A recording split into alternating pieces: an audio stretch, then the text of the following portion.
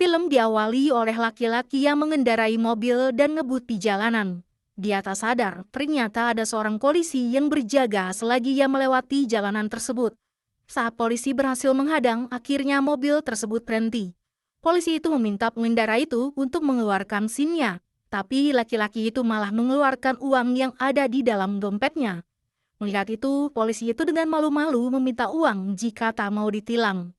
Tapi dengan santainya, pria itu bilang kalau dia mengeluarkan uang dari dompetnya karena uangnya terlalu banyak sampai dompetnya tak bisa ditekuk, bukan mau memberi kepada polisi itu. Pria itu kemudian mengeluarkan SIM beserta kartu namanya. Di sini kita mengetahui bahwa pria ini bernama Sangpil dan merupakan seorang pengacara. Sangpil ternyata sudah tahu nama polisi itu dan sudah mengantongi beberapa bukti bahwa polisi itu beberapa kali pernah melakukan tindakan pemerasan. Polisi itu langsung diam karena memang sudah tertangkap basah kalau dia memang bersalah. Sangpil langsung melanjutkan perjalanannya untuk menyelesaikan sebuah kasus. Dia sampai di sebuah markas gangster dan seorang pria yang ternyata adalah klien Sangpil sedang disiksa. Sangpil langsung keluar dari mobil dengan membawa handphonenya dan mengambil beberapa foto TKP saat kejadian penyiksaan itu berlangsung. Lalu tanpa basa-basi, Sangpil langsung mengancam mereka atas perlakuan penyiksaan pada kliennya itu. Mereka pun marah dan bersiap menghajar Sangpil. Tapi Sangpil tiba-tiba membeberkan semua kesalahan para anggota gangster di sana. Dan jika mereka berani bermain kasar, kesalahan mereka akan dibawa ke pengadilan dan mereka bisa dipenjara.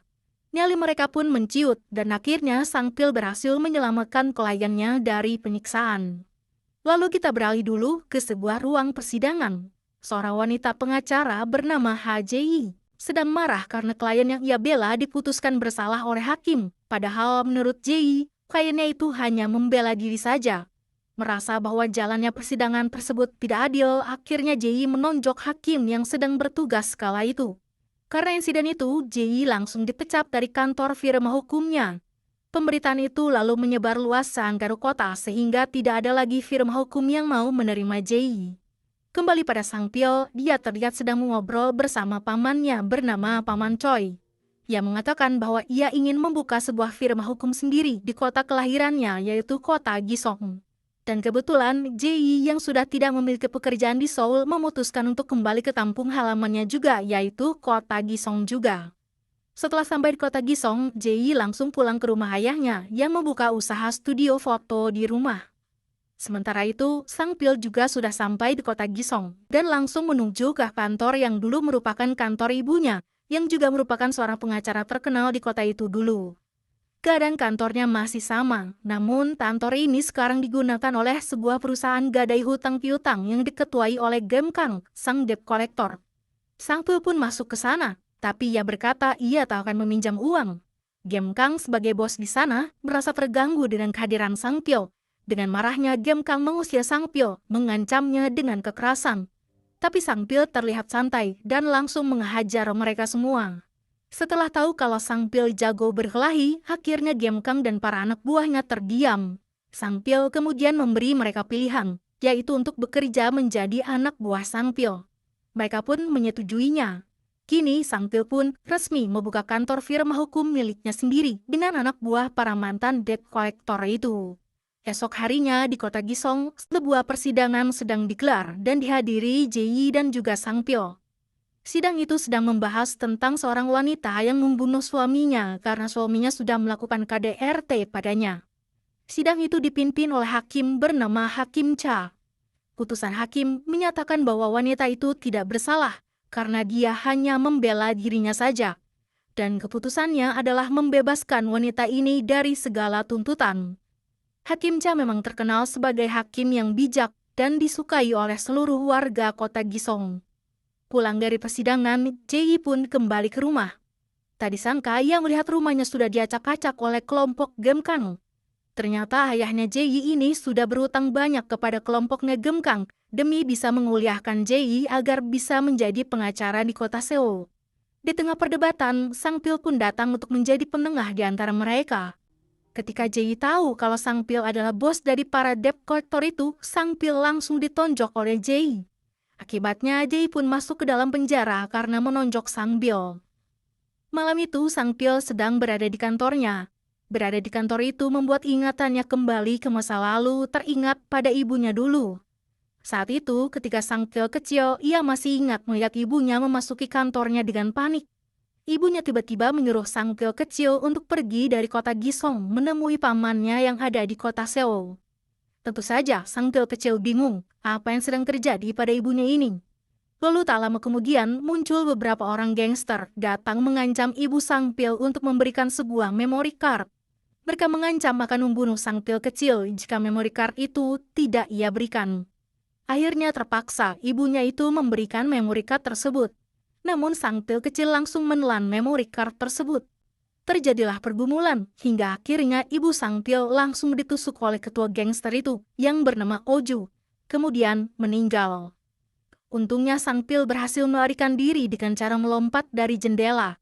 Sang Pil meminta pertolongan seorang pria yang berdiri, tapi tanpa ia tahu ternyata orang itu adalah temannya si gangster dan akhirnya malah menangkap Sang Pil. Di dalam mobil, ketika pria itu lengah, Sang Pil menggigit tangan si pria hingga menyebabkan mobilnya tak terkendali dan akhirnya kecelakaan. Untungnya Sang Pil masih selamat. Sang Pil kecil pun berhasil menemui pamannya di kota Seoul. Dia memberitahu bahwa ibunya sudah meninggal di depan matanya karena dibunuh oleh sekumpulan gangster. Di situ, Sang Pil berjanji akan menjadi pengacara hebat seperti ibunya dan kembali ke kota Gisong untuk menuntut balas. Keesokan paginya, Sang Pil mengunjungi Jae di kantor polisi.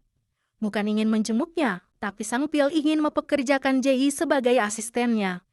Awalnya Jae menolak. Pertemuannya dengan Sang Pil kemarin masih membuatnya kesal.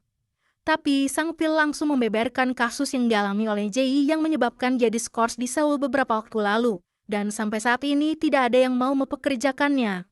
Jae juga berpikir dia harus membayar hutang ayahnya pada anak buah Sang Pil kemarin. Akhirnya dengan terpaksa dia mau bergabung dengan Sang Pil. Besoknya dimulailah hari pertama Jae bekerja di firma hukum milik Sang Pil.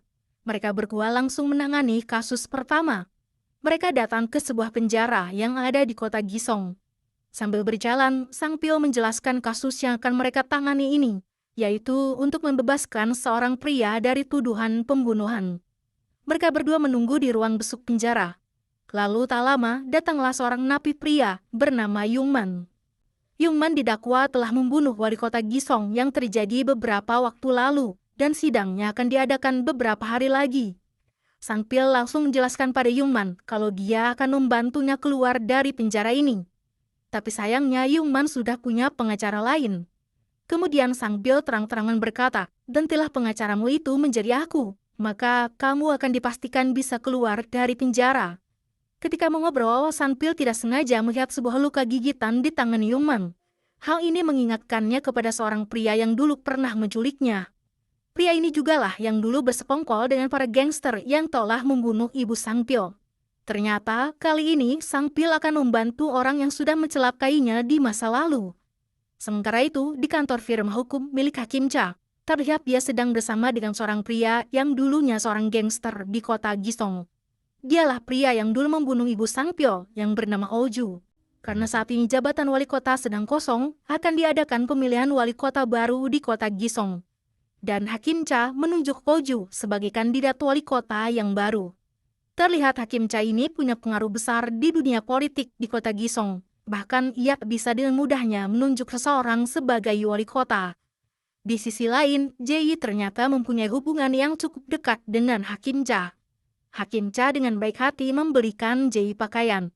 Mereka terlihat sangat dekat seperti ibu dan anak saja. Namun tiba-tiba ada seorang ibu-ibu yang merupakan sekretaris dari Hakim Cha. Dia adalah ibu dari teman sekolah Jae dulu. Sedikit flashback, ketika Jae masih duduk di bangku sekolah, terlihat dia datang ke kelas dan melabrak guru yang sedang mengajar. Jae dengan berani menyuruh ibu itu untuk tidak berbuat onar. Tapi ibu itu malah mengancam Jae. Ingatan itu masih membekas di kepala Jae. Tapi Jae masih bisa menahan rasa kesalnya dan pamit dari sana. Hakim Cha dan ibu itu langsung melanjutkan perjalanannya berkunjung ke sebuah panti asuhan di kota Gisong. Sikap Hakim Cha yang dermawan ini sampai diliput oleh TV internasional karena dinilai mempunyai dedikasi yang sangat tinggi terhadap kotanya.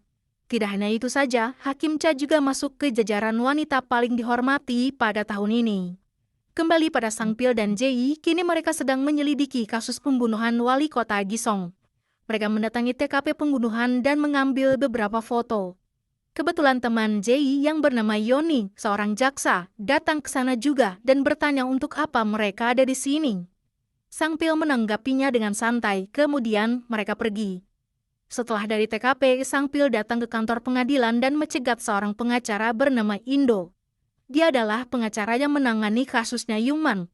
Sang Pil tanpa basa-basi meminta kasus Yungman agar diberikan padanya saja. Tentu saja Indo menolaknya dan menganggap remeh Sang Pil. Tapi ternyata Sang Pil sudah menyiapkan sebuah rencana.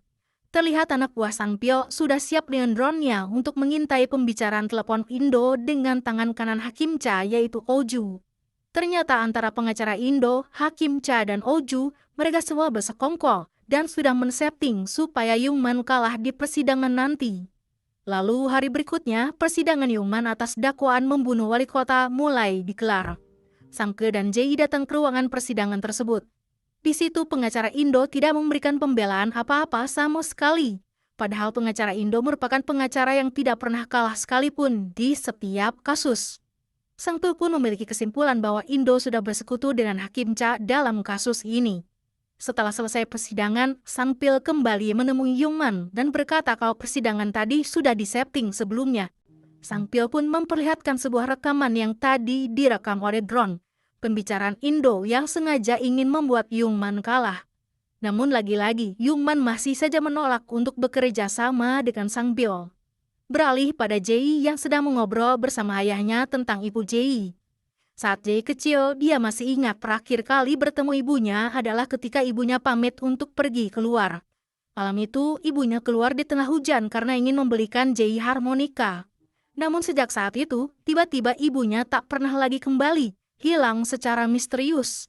Dengan menjadi pengacara, Jae berharap suatu hari nanti bisa menemukan ibunya kembali. Beralih ke dalam penjara, Yungman yang sedang menggosok gigi tiba-tiba diserang oleh napi lain, kemudian mencekiknya. Untungnya Yungman masih bisa membela diri dan selamat. Sang Pil kembali mendatangi Yungman dan menganggap sepertinya Yungman memang sedang diincar untuk dipenjara, bahkan mungkin juga dibunuh. Namun lagi-lagi, Yungman masih saja menolak. Maka mau tak mau, Sang Pil membuka sebuah rahasia masa lalunya, bahwa ia merupakan anak dari seorang pengacara yang sudah dibunuh, yang terjadi 18 tahun lalu. Yungman pun terkejut bukan main mendengar penjelasan itu. Sang Pil berkata, "Aku akan mengeluarkanmu dari penjara, kemudian akan membunuhmu. Itulah alasanku ingin mengeluarkanmu dari penjara agar bisa membunuhmu." Setelah mengunjungi penjara, Sang Pil menerima telepon dari Yungman bahwa akhirnya Yungman bersedia mengganti pengacaranya dan kasusnya ditangani oleh Sang Pil. Sepertinya Yungman lebih memilih mati di tangan Sang Pil daripada membusuk di penjara. Setelah menerima telepon dari Yungman itu, Sang Pil terduduk di pinggir jalan.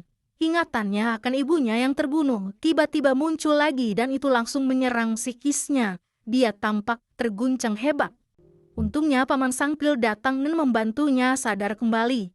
Di dalam kantornya, Sang Pil mengobrol dengan pamannya dan berkata kalau akhirnya dia bisa bertemu dengan salah satu pembunuh ibunya yang saat ini akan ia bantu keluar dari penjara. Kemudian nanti dia akan membalas dendam. Keesokan paginya, pada saat Jae akan berangkat ke persidangan pertama Yungman bersama Sang Pil, tiba-tiba ia dihadang oleh sekelompok gangster. Kawanan gangster itu menganggap Jae adalah kekasih Sang Pil dan menyanderanya agar Sang Pil datang menemui mereka. Setelah membekap Jae, mereka pun menelepon Sang Pil dan menyuruhnya datang. Tanpa menunda waktu, Sang Pil langsung bergegas menyelamatkan Jae. Setelah sebelumnya dia meminta bantuan pada anak buahnya untuk mengulur waktu persidangan. Sesampainya di tempat Jae disandra, Sang Pil langsung berkelahi dengan kawanan gangster itu. Sementara itu di tempat lain, di ruang persidangan, terlihat asistennya menggantikan Sang Pil. Hakim Cha tak bisa menerima jika pengacara Sang Pil tak hadir dalam persidangan. Suasana dibuat semakin kacau ketika Gemkang dan para anak buahnya membuat keributan sehingga persidangan terpaksa ditunda. Lalu kembali pada Sang Pil, akhirnya ia bisa menyelamatkan Jae dan langsung menuju pengadilan. Akibat perkelahian tadi, Sang Pil terluka di bagian kepalanya. Jae pun membantunya dengan sapu tangannya agar pendarahannya berhenti. Akhirnya mereka berdua pun tiba di ruang persidangan. Sang Pil meminta maaf karena datang terlambat. Setelah kekacauan berhasil diatasi oleh pihak keamanan, sidang pun bisa dilanjutkan kembali. Namun tiba-tiba Jaksa Yoni berkata kalau kericuhan yang tadi terjadi pelakunya adalah anak buah Sang Pil. Persidangan pun akhirnya ditunda lagi dan Sang Pil ditahan karena memang terbukti anak buahnya telah melakukan kericuhan di sidang tadi.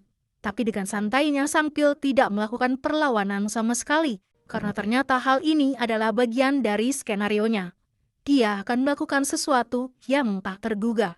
Sementara itu, di kantornya, Oju mendapat info tentang penyekapan Ji tadi yang berhasil digagalkan oleh Sang Pil. Jadi ternyata yang menyuruh para gangster untuk menculik Ji adalah Oju. Sementara di penjara, terlihat Sang Pil masuk ke ruangan dan kebetulan satu sel dengan para anak buahnya. Terlihat Sang Pil dan anak buahnya sangat santai menjalani kehidupannya di penjara karena Sang Pil tahu ini adalah bagian dari rencananya. Kembali ke kantor Oju, dia tiba-tiba mendapat sebuah kiriman berisi sebuah foto dirinya yang sedang menyembunyikan sebuah jasad pria. Oju langsung kaget, dari mana foto ini didapatkan dan siapa pengirimnya. Sementara itu, di kediaman mewah Hakim Cha, terlihat dia sedang bersantai ditemani ibunya Yoni. Dia bernama Sunja. Sunja sudah tahu kalau Hakim Cha ini seringkali membantu kasus penggelapan, pencurian, dan lain-lain agar bisa diringankan hukumannya atau bahkan dibebaskan dari tuntutan yang semestinya. Ternyata di balik wajah bijaknya yang selama ini diketahui masyarakat, Hakim Cha adalah seorang hakim bertangan kotor. Di penjara, Sang Pil tak bisa tidur karena teringat pada Ji. Ingatannya kembali ketika hari Sang Pil diculik. Ternyata saat itu ada seorang ibu-ibu datang menyelamatkan Sang Pil. Ternyata dia adalah ibu Ji yang waktu itu sedang dalam perjalanan membeli harmonika untuk Ji. Esoknya, Sang Pil dan anak buahnya mulai mengorek informasi dari seorang tahanan. Salah satunya adalah seorang pegawai dari kantor wali kota yang saat ini juga masuk penjara. Sang Pil mengajukan beberapa pertanyaan padanya demi mengungkap kasus pembunuhan wali kota. Setelah beberapa waktu berlalu, akhirnya Sang Pil dan para anak buahnya bebas dari penjara. Mereka pun langsung bekerja kembali. Sang Pil melanjutkan kasusnya membela Yungman. Sementara anak buah Sang Pil datang ke kantor pengadilan berpura-pura menjadi cleaning service. Mereka sudah tahu di sana ada sekretarisnya Oju. Lalu Gemkang sengaja menabrak sekretaris itu dan memasangi alat perekam ke bajunya. Setelah berhasil menempelkan alat pelacak itu, Sang Pil langsung mengintai sekretaris Oju tersebut. Dia terlihat mendatangi sebuah tempat dan terlihat sedang mengobrol dengan seorang pria. Sang Pil dan anak buahnya langsung menuju ke kediaman pria tersebut. Pria itu pun langsung diancam agar mengaku untuk apa sekretaris Oju menemuinya. Akhirnya dia mengaku kalau dia adalah makelar pembunuh. Pekerjaannya adalah menyediakan pembunuh bayaran pada orang yang ingin menyewanya. Dan waktu itu, Oju meminta seorang pembunuh bayaran untuk membunuh wali kota. Belum selesai pembicaraan itu, si pembunuh bayaran yang dimaksud datang. Dia langsung kabur begitu melihat Sang Pil. Aksi kejar-kejaran pun terjadi. Ji yang tadinya menunggu di mobil pun kini ikut mengejar bersama Sang Pil. Pengejaran terus berlanjut hingga di stasiun kereta bawah tanah. Akhirnya sang pembunuh itu terpojok. Namun tiba-tiba ia menyandera Ji dengan sebilah pisau. Melihat pisau di leher Ji, tiba-tiba Sang Pil teringat ibunya yang dibunuh dengan pisau juga di masa lalu. Hal itu membuatnya ia hilang kendali dan langsung menghajar pria itu habis-habisan. Si pria babak belur tak berdaya. Sang Pil kemudian memaksa pria ini agar bersaksi di pengadilan nanti. Namun sayang, pria ini malah memilih jalan lain. Dia memilih untuk menabrakkan dirinya ke kereta agar kasus ini tak bisa terungkap. Akibat kejadian itu, Ji terluka dan langsung dibawa oleh Sang Pil untuk dirawat. Di rumah sakit, setelah tersadar dari pingsannya, Ji yang sudah siuman mengatakan bahwa ia ingin terus melanjutkan penyelidikannya. Namun, berita sudah beredar luas bahwa ada seorang pria tak dikenal yang mati terbunuh di rel kereta dan sudah diketahui juga bahwa Ji dan Sang Pil saat itu ada di TKP. Hal ini langsung membuat mereka berdua dibawa ke kantor polisi dan diinterogasi karena mereka berdua ada di tempat kejadian perkara dan dicurigai mereka berdua lah yang membunuh orang ini. Selesai diinterogasi, mereka keluar dari kantor polisi. Secara tak sengaja mereka bertemu dengan Oju. Sang Pil langsung bertanya apakah Oju adalah otak di balik pembunuhan wali kota Gisong. Namun ini langsung ditolak mentah-mentah oleh Oju dan berkata kalau dia merupakan teman dekat dari wali kota tersebut. Oju pun langsung pergi meninggalkan Sang Pil. Sang Pil mengantar Jae pulang ke rumahnya karena Jae masih dalam tahap pemulihan. Dia mengantarkan Jae masuk ke dalam rumah dan langsung disambut oleh ayah dari Jae. Ayah Jae menawarkan Sang Pil minum teh sebentar dan berbincang-bincang di dalam rumah. Setelah selesai mengobrol, Sang Pil langsung kembali ke kantornya. Sesampainya di kantor, Sang Pil meminta asistennya yaitu Kwang So untuk bisa membuka sebuah ponsel. Ternyata ponsel itu adalah milik si pembunuh yang berhasil Sang Pil ambil sebelum dia mati. Sayangnya ponsel itu menggunakan penguncian sidik jari dan Kwang So membutuhkan sidik jari orang tersebut supaya bisa membukanya. Maka Kwang So dan Gemkang datang ke sebuah rumah pemakaman tempat mayat pembunuh yang tertabrak kereta kemarin disimpan. Segala upaya mereka lakukan hingga akhirnya ponsel itu bisa terbuka. Misi pun berhasil. Lalu malam harinya di kantor Sang Pil, Paman Choi yang merupakan seorang bos mafia mendatangi kantor Sang Pil. Ternyata hal ini juga diketahui oleh seorang mata-mata dari Oju dan menyampaikan kepada Oju bahwa seorang bos mafia besar punya satu hubungan dengan Sang Pil. Tentu saja Oju heran, sebetulnya Sang Pil ini siapa? Kemudian tak lama, Oju diberitahu ada seorang saksi yang ingin mengobrol dengan Oju untuk memberikan fakta tentang kematian wali kota. Pria ini pun ditemui oleh Oju di sebuah gedung yang masih dibangun. Pria ini berkata bahwa ia melihat seorang pria yang membunuh Pak Wali Kota pada malam itu dan pastinya pelakunya bukan Yuman, karena orangnya lebih tinggi dan lebih ramping dari Yuman. Saksi kunci yang satu ini tentunya dirasa sangat berbahaya jika ia bersaksi di persidangan. Maka Oju pun menyuruh ajudannya menendangnya dari gedung tersebut. Dia pun langsung tewas. Setelah membunuh seorang saksi, Oju melakukan sebuah pertemuan dengan para petinggi di Kisong. Dia berencana untuk membangun proyek mega besar bernama Proyek Golden City di kota Gisong. Selesai acara tersebut, Oju pun pulang. Namun Sang Pil mengikutinya dari belakang. Lalu sebuah panggilan masuk di ponselnya Oju. Ternyata nomornya adalah nomor sang pembunuh wali kota. Ia sengaja memanas-manasi Oju, seolah berkata bahwa Sang Pil akan mengungkap kasus pembunuhan wali kota ini dan Oju akan terseret sebagai pelakunya. Sementara itu, di pinggir pantai, terlihat beberapa polisi yang sedang mengangkut seorang mayat yang diduga mengakhiri hidupnya dengan cara melompat dari tebing. Ternyata dia adalah pria yang ditendang oleh ajudannya Oju kemarin malam, dibuat seolah-olah dia mati mengakhiri hidupnya sendiri. Kembali pada Sang Pil, di kantornya ia sedang menyalakan proyektor, memperlihatkan tentang kasus yang sedang ditanganinya. Terpampang juga foto Jae dan ibunya. Dia teringat lagi betapa Sang Pil sangat berterima kasih pada ibu Jae karena telah menyelamatkan dirinya. Dia pun berjanji pada dirinya sendiri akan menjaga dan melindungi Jae apapun yang terjadi sebagai balas budi. Lalu keesokan harinya, Sang Pil memutuskan ingin menangkap seorang broker pembunuh bayaran yang waktu itu pernah ia ancam kemarin. Sang Pil pun pergi bersama Jae dan Gemkang. Mereka akhirnya sampai di sebuah tempat. Terlihat broker itu sedang mengobrol dengan ibunya. Ketika keadaan sepi, broker itu langsung ditahan oleh Gemkang. Tapi dia melawan dan nekat kabur mengendarai mobil, sehingga aksi kejar-kejaran pun tak terelakkan. Namun akhirnya dengan kelihayan Sang Pil mengendarai mobil, ia bisa menangkapnya. Pria itu pun ia bawa ke sebuah tempat penting. Di sana, ternyata sedang diadakan acara peresmian patung ayah dari Hakim Cha, yang dulu terkenal sebagai hakim bijak yang melegenda. Sang Pil datang dan langsung membawa pria itu ke hadapan para wartawan yang hadir. Sang Pil memberitahu kalau orang yang ia tangkap ini adalah seorang perantara pembunuh bayaran. Dan pembunuh bayaran itulah yang membunuh wali kota, bukan Yuman. Hakim Cha dan Oju yang ada di sana terlihat sangat marah, kemudian pergi ke dalam ruangan. Hakim Cha langsung memarahi Oju. Kenapa fakta yang sepenting itu bisa bocor dan diketahui oleh Sang Pil? Oju hanya bisa meminta maaf. Di sini terlihat jelas kalau otak dari pembunuhan itu ternyata adalah Hakim Cha. Sang Pil kemudian mendatangi Hakim Cha. Hakim Cha kemudian berkata, ketajamanmu pada fakta sama seperti ibumu dulu. Ternyata Hakim Cha sudah tahu kalau Sang Pil ini adalah anak dari seorang ibu yang dulu dibunuh oleh Oju. Jae yang juga ada di sana hanya bisa terdiam, mendapat sebuah fakta kalau Hakim Cha tidaklah sesuci yang ia kira selama ini. Malam harinya, Jae dan Sang Pil berjalan sambil mengobrol. Jae masih sulit percaya kalau Hakim Cha ada di balik pembunuhan wali kota. Adegan kemudian flashback ke masa kecil Jae yang menangis di tengah hujan mencari-cari ibunya. Kebetulan Hakim Cha lewat di situ, lalu mendatangi Jae kecil yang sedang menangis. Hakim Cha kemudian berjanji akan menemukan ibu Jae.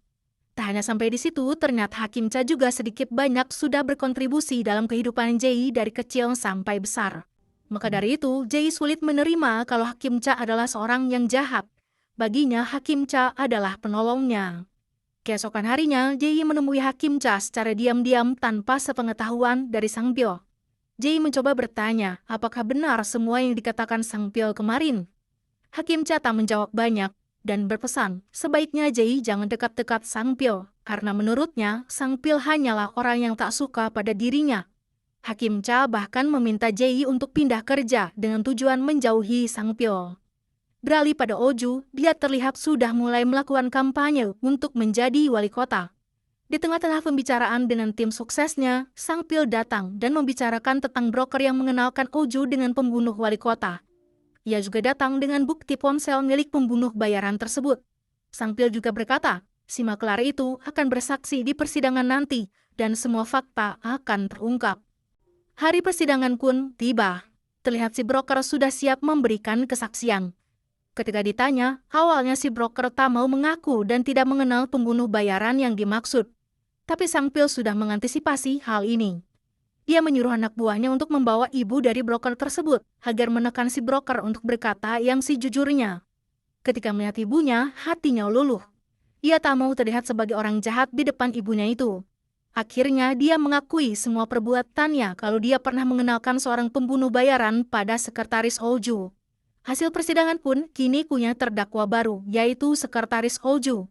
Tapi selesai sidang, Oju langsung menyuruh sekretarisnya untuk kabur, agar jangan sampai fakta ini melebar pada dirinya.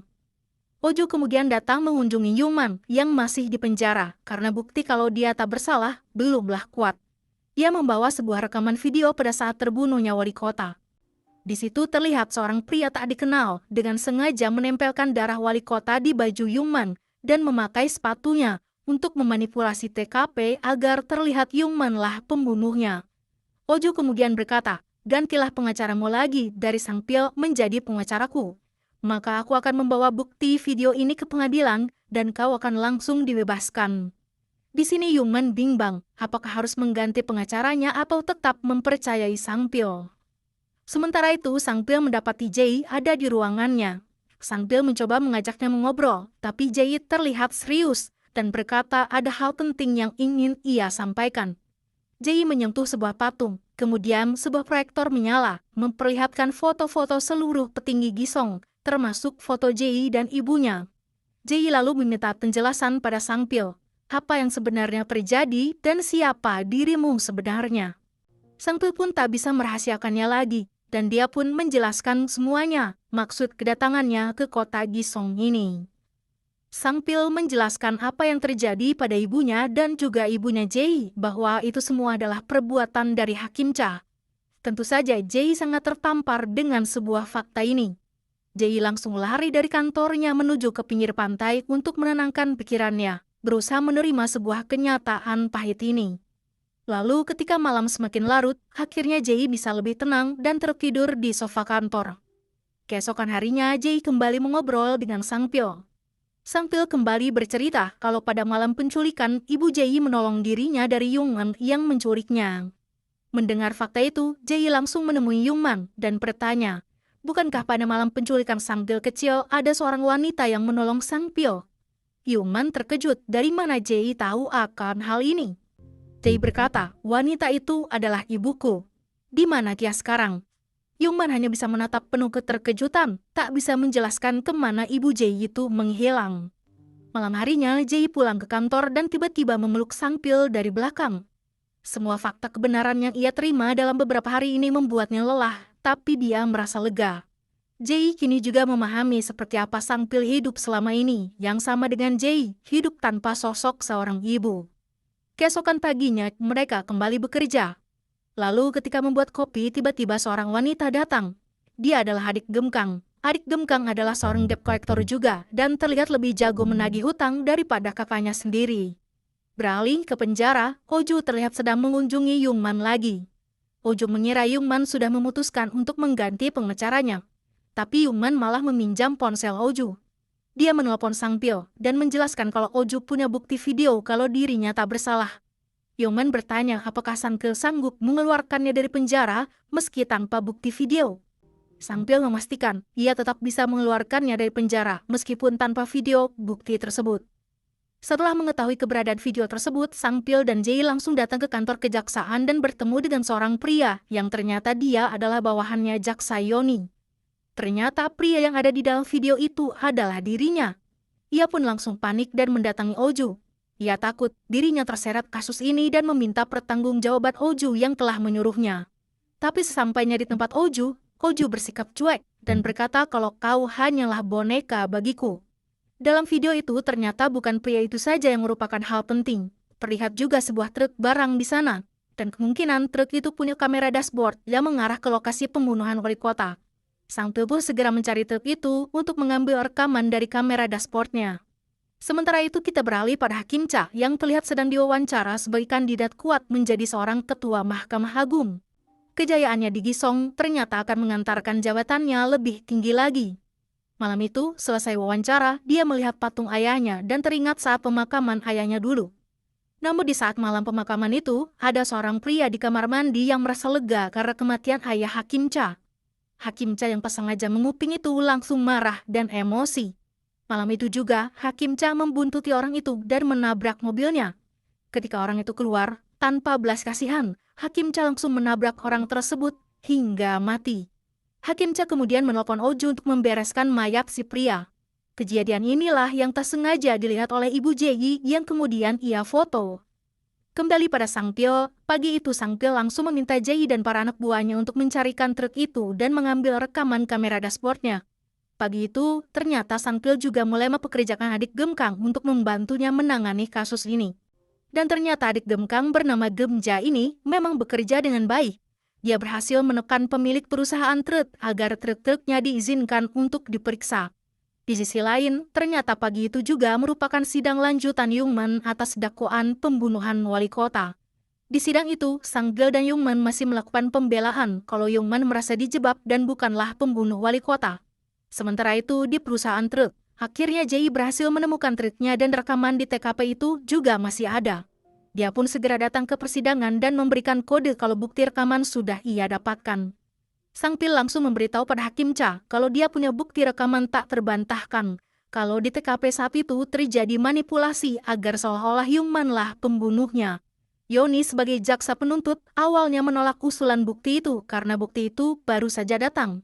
Namun ketika mereka bertiga berembuk, Sang Pil memastikan bukti ini akan membuka semua kebenaran yang ada.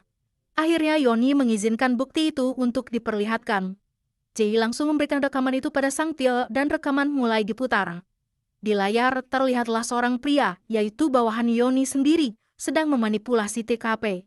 Rekaman itu tak bisa dibantah lagi. Jaksa Yoni sudah tidak bisa mengelak lagi dan mengaku bahwa kejaksaan sudah bersalah, telah mendakwa Yongman dan membebaskan terdakwa dari semua tuduhan. Hakim Cha akhirnya memutuskan bahwa Yongman tak bersalah dan semua dakwaan juga tuntutan dicabut. Hari itu juga Yongman keluar dari penjara. Ia langsung mendatangi rumah sakit tempat istrinya dirawat. Tapi sayangnya kondisi istrinya semakin menurun. Lalu tak lama kemudian setelah istrinya mengucapkan kata-kata terakhir, dia meninggal. Setelah itu Yongman tiba-tiba menelepon seorang wanita yang saat ini berada di Thailand.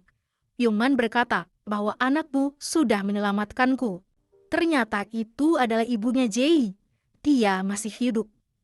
Sementara itu, Yoni yang telah kalah dalam persidangan tadi pagi merasa kesal melihat berita kalau dirinya dianggap tak becus sebagai jaksa.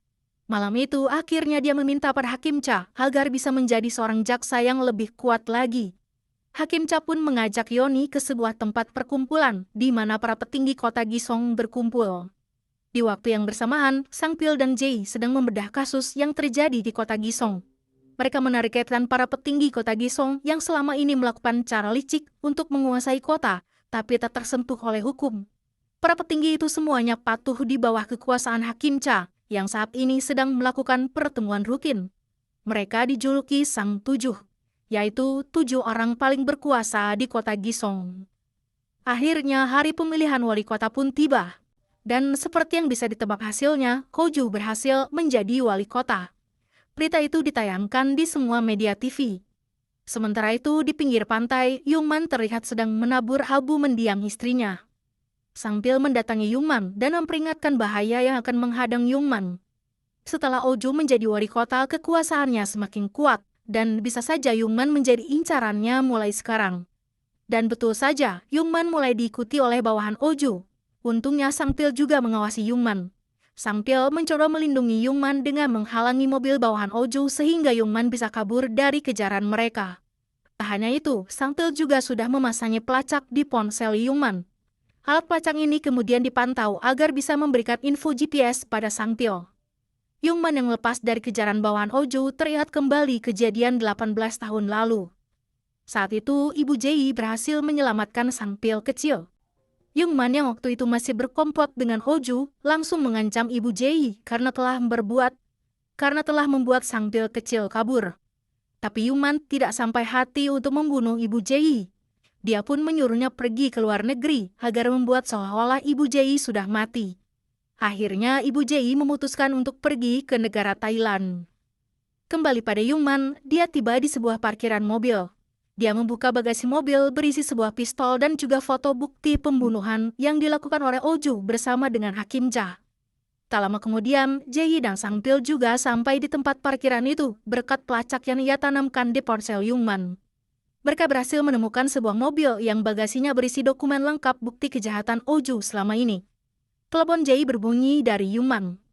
Yungman berkata, bawalah semua dokumen itu untuk menangkap Koju dan semua anggota Sang Tujuh, untuk membersihkan kota Gisong dari cengkraman jahat mereka. Setelah itu Yungman datang ke sebuah restoran langganan Oju. Yungman langsung menodongkan pistol ke kepala Oju dan ingin membunuhnya. Tapi ada keraguan dalam diri Yungman. Dia tak berani membunuh Oju. Oju malah berbalik menyerang Yungman hingga pingsan. Yungman pun dibawa oleh bawahan Oju untuk disekap. Di tempat lain, para petinggi berkuasa sedang merayakan Oju yang sebentar lagi akan dilantik menjadi wali kota. Di tengah pembicaraan, Oju berkata bahwa saham dari Oju Group miliknya akan ditransfer ke orang yang ia percayakan, yaitu seorang direktur bank. Hakim Ja yang menjadi pemimpin tertinggi di antara mereka merasa senang karena semua kekuasaan kota Gisong masih ada di tangannya. Kembali ke kantor Sang Pil, ia sedang membuat rencana untuk menangkap para petinggi kota Gisong hasil dari dokumen yang diberikan Yungman. Mereka memutuskan untuk mengincar sang direktur bank dulu. Mereka akan membutuhkan bantuan seorang jaksa dari Seoul. Dia adalah kenalan Sang Pil di Seoul, bahkan ia adalah seorang jaksa yang pernah menjebloskan Sang Pil ke dalam penjara waktu Sang Pil masih muda dan jadi berandalan. Seng Bung adalah jaksa yang tegas, dan Sang Pil percaya dia bisa membantunya mengungkap kasus di kota Gisong. Untungnya, Seng Bung mau bekerja sama dan bersedia datang ke Gisong untuk membantu Sang Pil. Tidak hanya itu saja, Sang Pil juga akan bekerja sama dengan reporter TV yaitu Kyung Jin. Sang Pil menyerahkan bukti dokumen mengenai kasus korupsi yang dilakukan Direktur Bank Gisong dan memintanya untuk menyiarkannya ke media. Hari pertama Oju menjadi wali kota dan menginjakkan kaki di gedung balai kota, tentunya dengan perasaan yang senang dan sombong seperti biasanya. Lalu tiba-tiba sebuah berita di TV mengejutkan Oju karena kejaksaan sedang menggeledah kantor sang Direktur Bank atas tuduhan memberi pinjaman pada banyak perusahaan palsu. Di luar kantor wali kota, Kwang So dan Gemkang melihat Oju keluar dan memberikan informasi kepada Sang Pil bahwa sepertinya Oju akan pergi ke tempat Yungman berada. Dan benar saja, Oju ternyata menuju tempat Yungman yang sedang disiksa di sebuah gudang. Namun Oju pergi lagi sebelum Sang Pil datang. Ketika Sang Pil tiba di sana, hanya ada para anak buah Oju yang langsung menghadang Sang Pil. Terjadilah perkelahian antara Sang Pil dan mereka. Hingga pada akhirnya Sang Pil berhasil menumbangkan mereka semua. Namun sayang, Yungman sempat diserang dan terluka cukup parah. Sang Pil mencoba untuk menyelamatkannya, namun Yungman ternyata sudah tak kuat menahan rasa sakit. Dalam kata-kata terakhirnya, Yungman merasa senang karena Sang Pil pernah menjadi pengacaranya. Lalu Yungman pun menghembuskan nafas terakhirnya. Di acara pemakaman Yungman, Oju datang memberi penghormatan terakhir. Tapi Jegi tak merasa hormat sedikit pun pada Oju. Malah dia berkata, dia dan Sang Pil sudah tahu bahwa penyebab kematian Yungman adalah karena disiksa oleh anak buah Oju atas perintahnya. Di acara pemakaman itu juga, Jegi terlihat berjalan mendekati seorang wanita. Wanita itu tampak kaget ketika berbalik. Mereka pun saling bertatapan. Tapi tampaknya Jay tak mengenali sosok wanita di depannya itu. Mungkin karena sudah 18 tahun tak bertemu. Sementara wanita itu langsung berlari dan menjatuhkan kacamatanya. Ternyata wanita itu benar adalah ibunya Jay. Beralih ke rumah Hakim Cha. Terlihat seorang pria sedang mengunjungi rumahnya. Ternyata itu adalah ayah dari Jay. Hakim Cha sengaja mengundangnya untuk memintanya memfoto Hakim Cha untuk biografi terbarunya. Hakim Cha juga berkata kalau dia sudah mencarikan Jay pekerjaan di kantor hukum yang bagus agar ia tidak perlu lagi bekerja dengan Sang Pyo. Ternyata semua itu Hakim Cha lakukan agar Jay jauh dari Sang Pyo hingga nanti dia bisa menyingkirkan Sang Pyo sepenuhnya. Sesampainya di depan rumah Jay, Sang Pyo yang sedang menggendong Jay karena sedang mabuk kepergok ayahnya yang baru saja datang. Tanpa basa-basi, ayahnya menyuruh Jay langsung masuk ke rumah. Ayahnya memberitahukan Jay tentang apa yang sudah dibicarakan dengan Hakim Cha. Jay akhirnya memberitahu bahwa Hakim Cha adalah sosok yang jahat. Namun ayahnya tak percaya dan langsung menampar Jay. Jay pun datang ke kantor Sang Pyo karena bertengkar dengan ayahnya itu dan meminta untuk tinggal di situ untuk sementara waktu. Mereka pun kemudian berbincang di balkon sambil menikmati kopi malam. Jay berkata, tak lama lagi adalah ulang tahun ibuku. Selama 18 tahun, aku tak pernah merayakannya, ucapnya. Sang Pyo merasa iba pada Jay. Sementara itu, beralih pada pamannya Sang Pyo, yaitu Paman Choi. Ternyata ia mendapat informasi dari Yungman sebelum ia meninggal bahwa ibunya Jay masih hidup. Ia juga mendapatkan info mengenai seorang wanita dari Thailand yang sudah mendarat di Gisong beberapa hari lalu. Keesokan harinya, Oju mendatangi penjara kota Gisong dan mendatangi direktur bank. Lalu mengancamnya agar jangan menyebutkan nama Oju pada saat interogasi nanti, atau ia akan melukai anak perempuannya.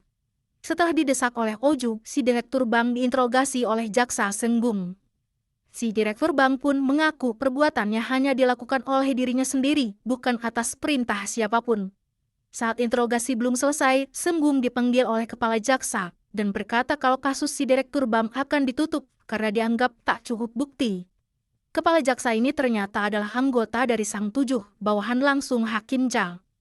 Senggum mendatangi kantor Sang Pyo dan bercerita tentang kasus yang ditutup tiba-tiba oleh kepala jaksa. Ia beranggapan pastilah Oju sudah mengancam si direktur bank. Sementara itu, di luar kantor Sang Pyo, Ibu Jay diam-diam memperhatikan Jay dari jauh.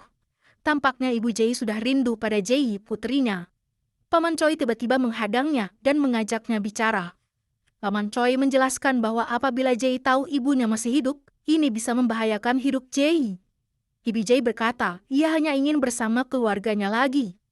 Paman Choi akhirnya membuat suatu rencana untuk Ibu Jay. Setelah berbincang dengan ibunya Jay, Paman Choi mengajak Sang Pyo untuk bertemu. Di pinggir laut mereka pun mengobrol. Dalam obrolannya, Sang Pyo meminta Paman Choi untuk mengawasi Jay, karena setelah Oju makin berkuasa, dia bisa saja mengincar Jay. Dari kejauhan, terlihat Aju dan Oju mengawasi mereka berdua dan memberitahu info ini pada Oju. Sementara itu, Jay yang masih marahan dengan ayahnya memutuskan untuk tinggal di rumah Gemja untuk sementara waktu. Dia mendapatkan pesan dari ayahnya, meminta maaf pada Jay karena waktu itu menamparnya. Keesokan paginya, Paman Choi mulai mengawasi Jay atas permintaan Sang Pyo. Tapi di tengah jalan, ia malah dihadang oleh para anak buahnya Oju. Beralih di kediaman Hakim Cha, ternyata Ibu Jay diam-diam dimasukkan menjadi tukang pijat Hakim Cha oleh Paman Choi karena tukang pijat yang sebelumnya sudah dipecat. Sekretaris Hakim Cha, Sunja, tidak tahu hal ini dan menerima dia sebagai tukang pijat barunya Hakim Cha. Kembali pada Jay dan Sang Pyo, di kantor Jay tiba-tiba dibelikan baju oleh Sang Pyo dengan alasan ada meeting di luar. Tapi ternyata Sang Pyo mengajak Jay ke sebuah bukit. Di sana Sang Pyo mengajak Jay ke atas bukit untuk merayakan hari ulang tahun ibunya Jay. Perhatian Sang Pyo ini membuat Jay bahagia dan terharu, dan berterima kasih pada Sang Pyo karena telah mengingat ulang tahun ibunya itu. Beralih kembali pada Paman Choi, kini ternyata dia dibawa ke kantornya Oju. Oju meminta Paman Choi untuk kembali ke Seoul bersama dengan Sang Pyo agar tidak lagi membuat kekacauan di kota Gisong. Namun Paman Choi menolak permintaan itu mentah-mentah. Karena Oju sudah tahu Paman Choi tak bisa diajak kerjasama, dia melakukan cara kotor. Paman Choi tiba-tiba disuntik obat bius dari belakang oleh bawahan Oju. Paman Choi seketika kehilangan kesadaran dirinya dan ambruk di lantai. Ketika tersadar, Paman Choi sudah berada di atap bangunan dan diancam akan dibunuh. Bawahan Oju pun menelpon Sang Pil dan berkata kalau pamannya itu sedang disandra. Sang Pil langsung bergegas menuju lokasi. Awalnya Jae ingin ikut, tapi karena Sang Pil tahu ini bakal berbahaya, dia meminta Jae untuk tetap di kantor. Sampai di sana, Sang Pil melihat pamannya digantung di ujung atap, siap untuk dijatuhkan. Dia berlari dan menghajar para anak buah Oju. Sang Pil pun segera berusaha menyelamatkan pamannya. Tapi genggamannya melemah dan tangannya tak kuat lagi. Pamannya juga tahu dia pasti akan mati jatuh dari atap. Hingga akhirnya Paman Choi terlepas dari genggaman Sang Pil dan tewas. Tapi sayangnya, Sang Pil malah dituduh sebagai pembunuh pamannya sendiri. Para polisi datang dan menangkapnya atas tuduhan pembunuhan. Tak lama setelah kejadian itu, berita Sang Pil ditangkap langsung disiarkan di televisi dan dilihat santero warga Gisong, termasuk Hakim Cha yang juga menonton berita tersebut. Tak lama setelah berita itu disiarkan, banyak polisi dan jaksa langsung menggeledah kantor Sang Pil untuk mengumpulkan bukti-bukti. Naasnya, jaksa yang menggeledah adalah Seng Bum dan Yoni. Di kantor itu ternyata ditemukan sebuah obat bius yang entah milik siapa. Hal itu memperkuat bukti bahwa Paman Choi yang dibius sebelum jatuh dari atap adalah perbuatan Sang Pil. Semua anak buah Sang Pil juga dibawa untuk diinterogasi. Selagi anak buah Sang Pil diinterogasi di kantor polisi, Jae langsung menemui Sang Pil untuk mengatakan bahwa Jae siap menjadi pengacara Sang Pil dan akan segera mengeluarkannya dari penjara karena dia yakin kalau Sang Pil ini jelas-jelas dijebak. Di sisi lain, berita tertangkapnya Sang Pil ternyata tidak membuat Hakim Cha senang. Ini karena Oju kali ini bertindak sendiri tanpa membicarakannya dengan Hakim Cha terlebih dulu. Oju yang sekarang memiliki kekuasaan di Gisong merasa bahwa siapa saja yang menghalangi jalannya bisa ia singkirkan dengan mudah, seperti Sang Pil dan juga pamannya. Keesokan paginya, Jae menemui Hakim Cha dan meminta agar Sang Pil bisa keluar dari penjara untuk sementara untuk melakukan penghormatan terakhir kepada pamannya. Permintaan ini disetujui oleh Hakim Cha. Dan anehnya, sebagai gantinya Hakim Cha justru meminta Jae untuk bisa memenangkan sidang dan membebaskan Sang Pil. Kenapa Hakim Cha ingin Sang Pil tidak jadi di penjara? Saat di pemakaman pamannya, Sang Pil datang dengan dijaga polisi. Tangan kanan Paman Choi bernama Mang Be langsung marah ketika melihat Sang Pil. Di penghormatan terakhir itu, tangis Sang Pil tak terbendung. Ia tertunduk lesu dan menangis karena satu-satunya keluarganya kini telah tiada. Sekembalinya Sang Pil ke penjara, ia didatangi oleh Oju dan Sang Pil tahu kalau Oju lah yang menjebak dia selama ini. Tapi di sini Sang Pil sudah bisa mulai santai dan tenang, kemudian memberitahukan kepada Oju kalau Hakim Cha justru ingin ia dirinya tak dipenjara. Pernyataan itu membuat Oju kaget. Dan melihat reaksinya, Sang Pil sudah bisa menyimpulkan kalau sekarang ini Oju sudah tidak sejalan dengan Hakim Cha. Scene beralih ketika Jae dan Kwang Soo mendatangi TKP dan melihat area sekitar untuk mengumpulkan beberapa bukti. Dan ternyata TKP-nya sudah dibersihkan oleh anak buah Oju. Jae hanya bisa memfoto beberapa kali di sana sebagai bukti pembelaan di persidangan nanti. Kemudian hari persidangan Sang Pil pun tiba. Persidangan dimulai dan terlihat dari pihak jaksa menghadirkan seorang saksi yang katanya melihat saat kejadian pembunuhan di atap itu berlangsung.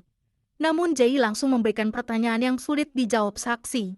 Kesaksiannya mempunyai bukti yang lemah, tak sesuai dengan fakta yang ada di TKP. Jadi kemungkinan saksi ini merupakan seorang saksi yang sengaja dibayar. Karena saksi yang kurang kredibel, kesaksiannya dihentikan dan sidang diistirahatkan sejenak. Setelah sidang dilanjutkan, jaksa penuntut pun membeberkan kira-kira motif apa yang masuk akal ketika Sang Pil bisa membunuh pamannya. Ternyata ketika pamannya terbunuh, terungkap fakta yang akan menerima uang dari asuransi kematian pamannya adalah atas nama Sang Pil. Jadi bisa saja Sang Pil ingin mengambil uang asuransi pamannya itu. Sang Pil sendiri terkejut, ia tak percaya dirinya akan difitnah sejauh ini. Persidangan hari itu pun selesai, tapi belum ada keputusan dari pihak hakim sehingga akan dilanjutkan lain hari. Selesai persidangan, Jae pulang bersama beberapa temannya. Tiba-tiba ibu Jae muncul dan berkata ingin difoto untuk pembuatan KTP. Jae pun mempersilakannya duduk untuk difoto. Tapi ketika Jae cukup lama memperhatikan wajahnya dari lensa kamera, dia tiba-tiba berkata, "Wajah Angga mirip ibu saya." Seketika ibu Jae terharu mendengarnya. Lalu datanglah ayah Jae. Karena takut ketahuan, ibu Jae langsung kabur. Esok harinya, ibu Jae langsung mendatangi kantor Sang Pil dan mengenalkan diri sebagai seorang tukang pijat dari Hakim Cha. Ia juga mengaku bahwa pamannya Sang Pil lah yang membantunya menyusup menjadi tukang pijat di rumah Hakim Cha itu. Hal ini membuat Jae kaget. Apalagi ibu Jae memberikan foto kejadian pembunuhan beberapa tahun lalu. Terlihat Hakim Cha ada di lokasi itu. Scene berpindah ke penjara, di mana Sang Pil yang sendirian dipanggil oleh seorang narapidana lainnya yang ternyata salah satu anak buah Paman Choi dulu. Pria yang dijuluki Scorpion ini mendapatkan info kalau Sang Pil telah membunuh Paman Choi, atasannya. Dia pun membawa Sang Pil ke gudang dan mulai menghajarnya. Sang Pil mencoba menjelaskan kalau semua itu hanyalah fitnah, tapi Scorpion tak mau tahu. Dia bahkan bersiap untuk menusuk Sang Pil, namun karena ada rasa tak tega dia ragu. Tapi tanpa diduga, Sang Pil justru menarik tangan Scorpion agar dirinya tertusuk, untuk menunjukkan kalau Sang Pil tak bersalah. Karena kejadian ini, Sang Pil terpaksa harus dilarikan ke rumah sakit. Tentunya Jae dan sisi kantor kaget dibuatnya. Sang Pil harus dioperasi karena lukanya cukup serius. Tapi untungnya operasinya berhasil dan Sang Pil berhasil melewati masa-masa kritisnya di ruang operasi. Jae untungnya diperbolehkan untuk menjenguk dan menemani Sang Pil hingga Sang Pil siuman. Sambil menemani Sang Pil, Jae mengatakan kalau ia berjanji akan mengeluarkan Sang Pil dari penjara dan membantu pemulihannya secepat mungkin. Suatu hari, Sang Pil didatangi jaksa Senggum dan membawa Scorpion, lalu menanyai Sang Pil. Karena dari bukti CCTV, tampaknya orang yang menusuk Sang Pil adalah Scorpion. Namun ternyata Sang Pil mengatakan kalau bukan dia pelakunya. Scorpion pun kaget, namun ada rasa berterima kasih pada Sang Pil karena tak mengatakan dialah pelakunya. Sementara itu, di rumah Hakim Cha, terlihat Oju masuk ke dalam rumah dan tiba-tiba membicarakan tentang penyerangan Sang Pil karena takutnya hal ini ada sebuah kesalahpahaman. Sunja langsung berteriak mengusir perapis pijatnya karena takutnya dia menguping informasi ini. Di luar, Sunja memberinya uang dengan cara yang merendahkan, sambil berkata, jangan sampai informasi apapun yang ada di rumah Hakim Cha ini bocor keluar. Tapi tampaknya Ibu Jae punya rencana lain. Pada saat yang bersamaan, Jae menjenguk Sang Pil di rumah sakit dan memberitahukan perkembangan kasusnya. Jae juga memberitahu tentang wanita berambut pendek yang mendatanginya beberapa hari lalu. Sang Pil sedikit khawatir pada wanita itu. Jangan-jangan dia adalah mata-mata Hakim Cha. Lalu ketika dalam perjalanan pulang, Ibu Jae tiba-tiba mengirim pesan pada Jae untuk bertemu. Malam harinya, ia datang sesuai dengan janji dan memberikan beberapa informasi terkait apa hubungannya dengan Paman Choi dan mengapa bisa ia bekerja sebagai terapisnya Hakim Cha. Intinya, ia meyakinkan Jae bahwa ia ada di pihaknya Jae. Di sisi lain, Oju terlihat datang ke rumah sakit mengunjungi Sang Pil sendirian. Setibanya di sana, Oju bertanya pada Sang Pil apakah benar Hakim Cha ingin kau bebas dan ingin Jae menang dalam persidangan. Hubungan antara Oju dan Hakim Cha memang sedang renggang dan belakangan ini selalu berbeda pandangan. Namun tiba-tiba datang para anggota gangster yang rencananya akan membunuh Sang Pil di rumah sakit itu. Ternyata anggota gangster ini dulunya adalah anak buah Paman Choi, tapi kini gangster itu diambil alih oleh Mang Bei yang berkhianat dan menjadi suruhan Hakim Cha. Mengetahui kalau Oju juga ada di sana, Hakim Cha berkata, lenyapkan saja sekalian Sang Pil dan Oju. Untuk kali ini, Sang Pil dan Oju menjadi aliansi dan bertarung menghajar para gangster di sana. Akhirnya Sang Pil berhasil keluar dari serangan bertubi-tubi itu dan selamat. Ia datang ke kantor untuk memastikan apakah kondisi Jae aman atau diserang juga. Untungnya Jae tidak menjadi incaran para gangster, dia aman.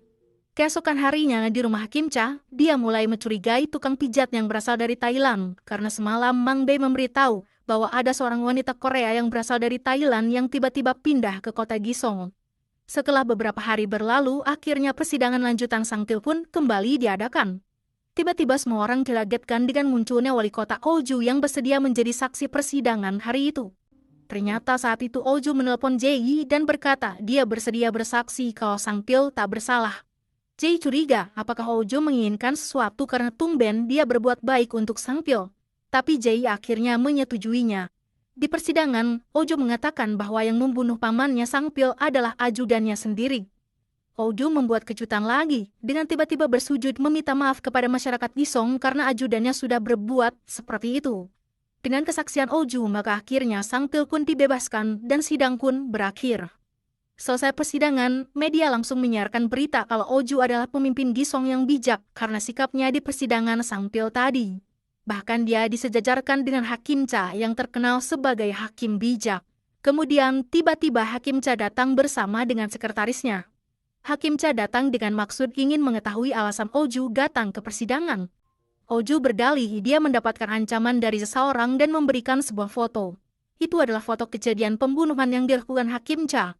Hakim Cha kaget dan bertanya dari mana foto ini.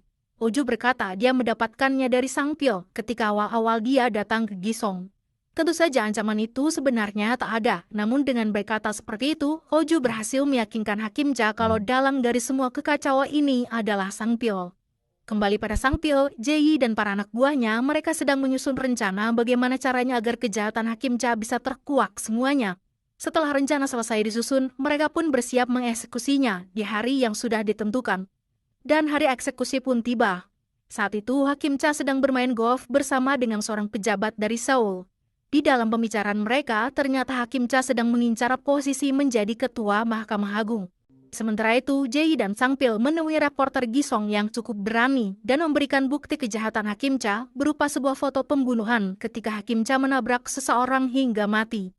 Jurnalis ini terkejut dengan adanya foto tersebut. Namun untungnya dia bersedia menyiarkan foto itu di media-media. Sementara itu, Sang Tujuh sedang berkumpul dan merayakan pengajuan Hakim Cha menjadi ketua Mahkamah Agung. Tiba-tiba Sun Jamah bertanya kemana Oju dan mengapa ia tidak datang pada saat yang seperti ini. Mendengar nama Oju, Hakim Cha menjadi sangat marah. Ini semakin menyiratkan bahwa hubungan Hakim Cha dan Oju sedang tidak baik-baik saja. Keesokan paginya, berita di TV menyiarkan sebuah foto yang memperlihatkan sebuah TKP pembunuhan dan Hakim Cha ada di dalam mobil di sana. Seluruh warga Gisong langsung heboh dibuatnya. Hakim Cha menilai kalau ini semua adalah perbuatan Oju karena waktu itu Oju memperlihatkan foto itu padanya.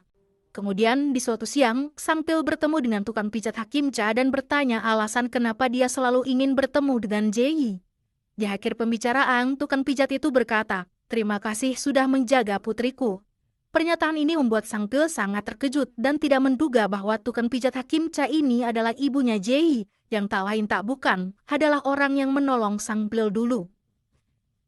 Di kantornya, Hakim Cha ditelepon oleh pejabat tinggi dari Seoul agar segera membersihkan namanya akibat beredarnya foto tersebut.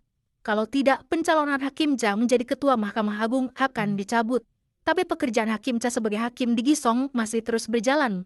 Pada suatu hari, Hakim Cha memimpin persidangan sebuah kasus berat. Korban terbukti diruda paksa, dibunuh, lalu dipotong-potong untuk dibuang. Atas kejahatan berat ini, terdakwa pun diputuskan hukuman mati oleh Hakim Cha. Ayah dari si terdakwa terlihat tidak terima atas keputusan Hakim Cha ini. Lalu beberapa hari kemudian, Hakim Cha menggelar konferensi pers, memberikan pernyataannya atas foto dirinya yang tersebar di media beberapa hari belakangan. Hakim Cha berkata foto itu adalah hasil rekayasa, bukan foto asli. Namun tiba-tiba dari kerumunan, seorang pria muncul lalu memukul Hakim Cha dengan botol. Sisi ruangan langsung ricuh. Hakim Cha langsung diamankan dan dibawa ke rumah sakit. Berita ini langsung tersebar.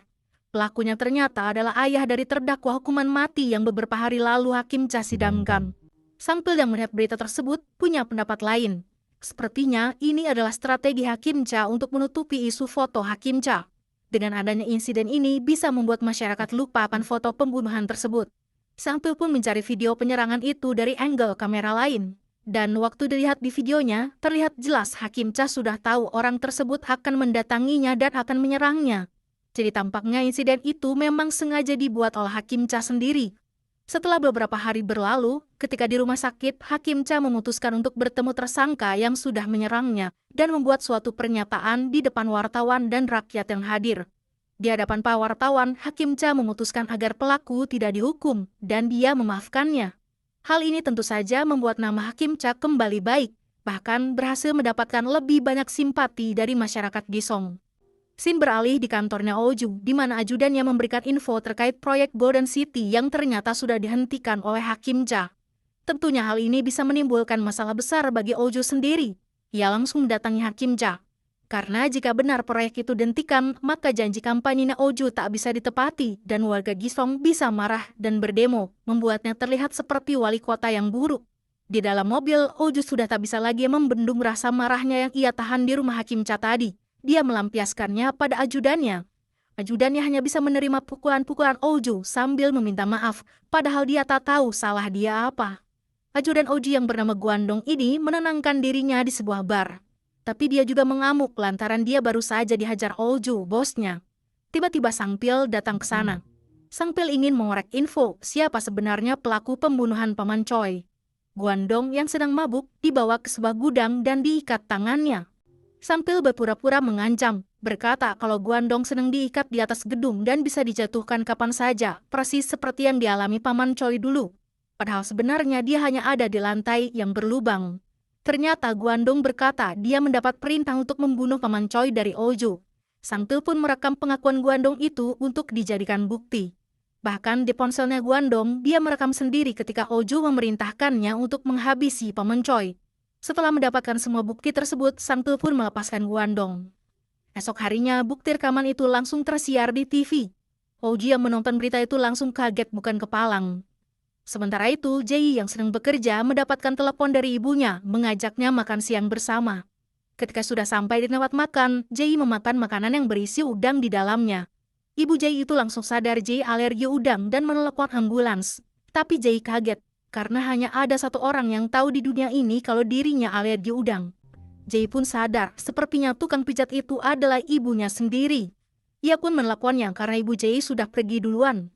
Dalam percakapan itu, Jae berkata, "Kau pasti ibuku kan?" Ibu Jae hanya bisa terburu-buru menutup teleponnya, tak bisa menahan rasa harunya. Jae kemudian mendatangi tempat tinggal ibunya dan ternyata di sana sudah ada Sang Pil. Jae sadar, Sang Pil sepertinya sudah tahu duluan kalau wanita itu adalah ibunya, namun tidak memberitahukannya. Sementara itu, ibu Jae kembali ke rumah Hakim Cha dan mulai memijat Hakim Cha. Tapi Hakim Cha juga sudah tahu kalau wanita ini adalah ibu Jae. Dia langsung meringkus ibu Jae, menyuruh para pengawalnya untuk membawanya pergi. Tak lama kemudian, Jae kini mendatangi Hakim Cha dan bertanya di mana ibuku berada. Namun Hakim Cha berpura-pura tak tahu, bukankah ibumu sudah mati 18 tahun lalu? Jae mulai mengamuk karena sepertinya Hakim Cha melakukan sesuatu pada ibunya. Sang Pil menyusul ke sana dan langsung menenangkan Jae. Sementara itu, ternyata ibu Jae disekap para gangster anak buah Paman Choi dulu yang kini dipimpin oleh Mambe. Mambe ternyata berkomplot dengan Hakim Cha, mendapat perintah darinya untuk menyekap ibu Jae di gudang. Di sana juga ada Scorpion. Namun tak disangka, beberapa hari sebelumnya, Sang Pil meminta bantuan Scorpion untuk menyelamatkan ibu Jae. Scorpion pun menyanggupinya, tapi ia harus berpura-pura supaya tidak ketahuan anggota gangster yang lain. Di sisi lain, ibu Jae juga sudah dipesankan oleh Sang Pil, "Kita akan membuatmu seolah-olah kamu sudah mati lagi, agar kamu dan Jae bisa selamat dan berkumpul lagi." Sang Pil yang sudah mengetahui kalau ibu Jae disekap oleh para gangster langsung mendatangi mereka bersama Jae. Mambe heran dari mana Sang Pil tahu info ibu Jae disekap olehnya, tapi tentu saja Scorpion lah yang menjadi informan Sang Pil selama ini. Jae hampir tak bisa mengendalikan dirinya dan bertanya di mana ibunya berada.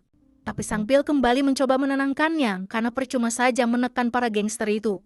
Dia punya rencana lain. Sang Pil akan menggunakan Hojo sebagai alat. Ia pun menelpon Oju dan berkata kalau posisi gangster di Gisong saat ini dikuasai oleh Mambe. Ngomong-ngomong, Oju ini sekarang jadi buronan polisi dan jabatan wali kotanya sudah dicabut karena kasus pembunuhan Paman Choi. Sang Pil hanya meminta padanya untuk membebaskan ibu Jae dari Mambe dan sebagai imbalannya Sang Pil akan membantunya dalam kasus pembunuhannya nanti. Akhirnya Oju menyetujui permintaan Sang Pil ini. Tapi di saat yang bersamaan, sekretaris Hakim Cha yaitu Sunja mendapat perintah dari Hakim Cha untuk membunuh ibu Jae. Ia pun memerintahkan Mambe mengeksekusi perintah itu. Tanpa ia tahu, ternyata perintah Sunja itu terekam di CCTV. Rekaman CCTV itu kemudian diserahkan pada Hakim Cha sendiri. Ternyata Hakim Cha ingin membuat seolah-olah Sunja lah yang memerintahkan pembunuhan ibu Jae. Sementara itu, Oju sudah datang ke markas Mambe. Dia dan ajudannya langsung menghajar Mambe dan anak buahnya. Ketika Mambe lengah karena kedatangan Oju, Sang Pil langsung datang dan menyelamatkan ibu Jae dibantu oleh Scorpion. Tong yang tadi berisi ibu Jae diganti oleh pemberat dan diceburkan ke dalam laut, seolah-olah ibu Jae ditenggelamkan.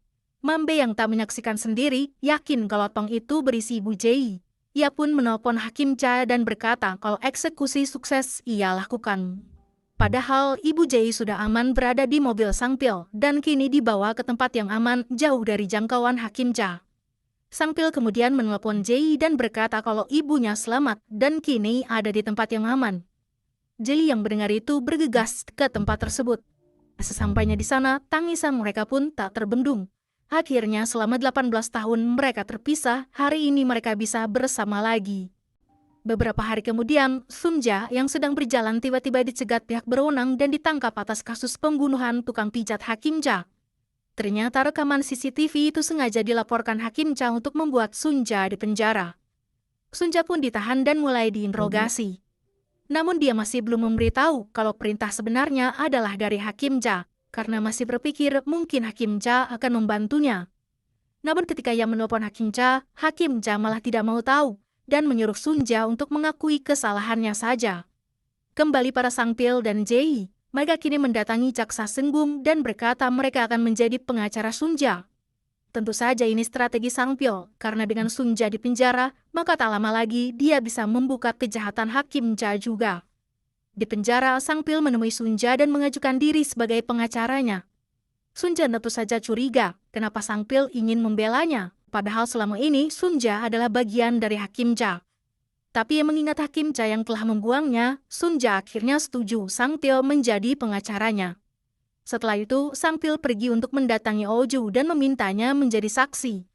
Di sebuah gedung, Oju terlihat akan pergi bersama ajudan dan sekretarisnya. Tapi tak disangka, sekretarisnya menikam Oju dari belakang. Oju langsung menyadari, pastilah sekretarisnya ini disuruh oleh Hakim Cha untuk membunuh dirinya. Ternyata saat ini Hakim Cha sedang berusaha melenyapkan orang-orang terdekatnya agar ia nanti bisa bebas menjadi ketua di Mahkamah Agung.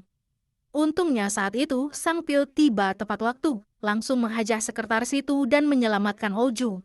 Sayang, Guandong si ajudan terluka parah akibat perkelahiannya dengan sekretaris itu dan mati. Oju kini merasa sangat marah karena Hakim Cha benar-benar tega ingin membunuh dirinya. Untuk membalas Hakim Cha, akhirnya Oju kali ini akan bergabung dengan Sangpil untuk menghancurkan Hakim Cha. Dia akan datang sebagai saksi. Dan hari persidangan Sunja pun tiba. Dia didakwa atas pembunuhan tukang pijat Hakim Cha. Ketika Sunja diminta menjelaskan apa yang terjadi, dia sedikit ragu apakah dia harus berkata yang sebenarnya atau tidak. Hakim Cha melihat pada Sunja dan merasa yakin kalau Sunja tak akan menyebutkan namanya. Tapi ternyata Sunja memberanikan diri dan berkata bahwa pembunuhan itu dilakukan atas perintah Hakim Cha. Semua orang yang menyaksikan terkejut mendengarnya. Hakim Cha terlihat masih tenang dan mengelak kalau bisa saja Sunja mengarang cerita karena tak ada bukti lain lagi. Di tengah persidangan tiba-tiba pintu terbuka. Muncullah Oju yang selama ini buron, ternyata dia datang menepati janjinya pada Sangpil. Hakim Cha tak memprediksi hal ini bakal terjadi. Sangpil pun mempersilahkan Oju duduk menjadi saksi. Sangpil kemudian memperlihatkan foto yang waktu itu dianggap rekayasa. Kemudian Oju bersaksi, foto itu adalah asli, bukan rekayasa.